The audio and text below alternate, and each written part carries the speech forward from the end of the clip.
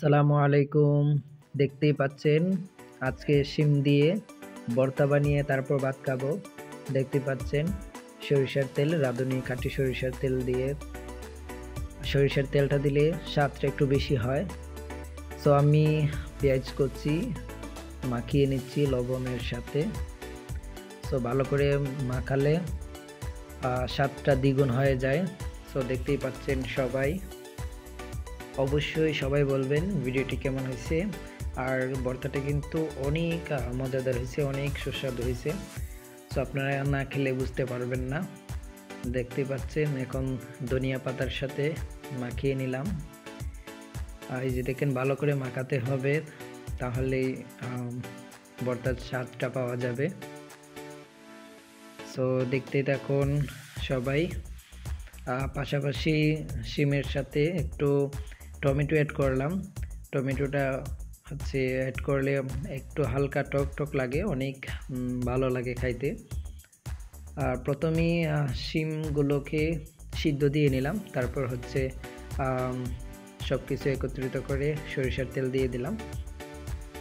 এই যে দেখেন মাখিয়ে নিচ্ছি সরিষার তেলের সাথে ভালো করে। টমেটো, পেঁয়াজ কুচি, ধনিয়া পাতা, তারপর ভাজা মরিচ। সো সব কিছু একত্রিত করে নিলাম। তারপর হচ্ছে শিম দিয়ে সব কিছু আবার ভালো করে মাখিয়ে নেব। সো অবশ্যই সবাই সম্পূর্ণ ভিডিওটি দেখবেন এবং কেমন হয়েছে অবশ্যই সবাই বলবেন।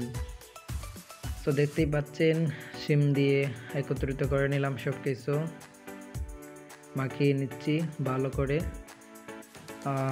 অনেক অনেক মজা হয়েছে ভর্তাটি। অবশ্যই সবার দাওয়াত রইল, সবাই চলে আসবেন, এভাবে ভর্তা বানিয়ে খাওয়াবো সবাইকে। সো দেখতেই থাকুন। এই যে দেখেন ভর্তার কালারটাও অসাধারণ, একদম অসাধারণ হয়েছে, জোস একটা কালার। সো ভিডিওটি কেমন হয়েছে অবশ্যই সবাই কমেন্টের মাধ্যমে জানাবেন।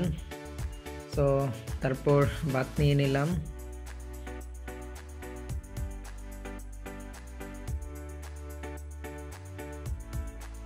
এই যে দেখতে পাচ্ছেন ভাত নিয়ে নিলাম। সো ভাতের সাথে হচ্ছে আমরা এটাকে বলি কচুর মরা, ওই যে কচুর নিচে যেগুলো থাকে আর কি। সো আপনারা কে কী বলেন অবশ্যই কমেন্টের মাধ্যমে জানাবেন। সো অনেক টেস্ট হয়েছে ভর্তাটি, শিম দিয়ে ভর্তা বানালাম। সো কার কার ভর্তা ভালো লাগে এভাবে অবশ্যই কমেন্টের মাধ্যমে জানাবেন। সো সবাই ভালো থাকবেন, সুস্থ থাকবেন, আল্লাহ হাফেজ।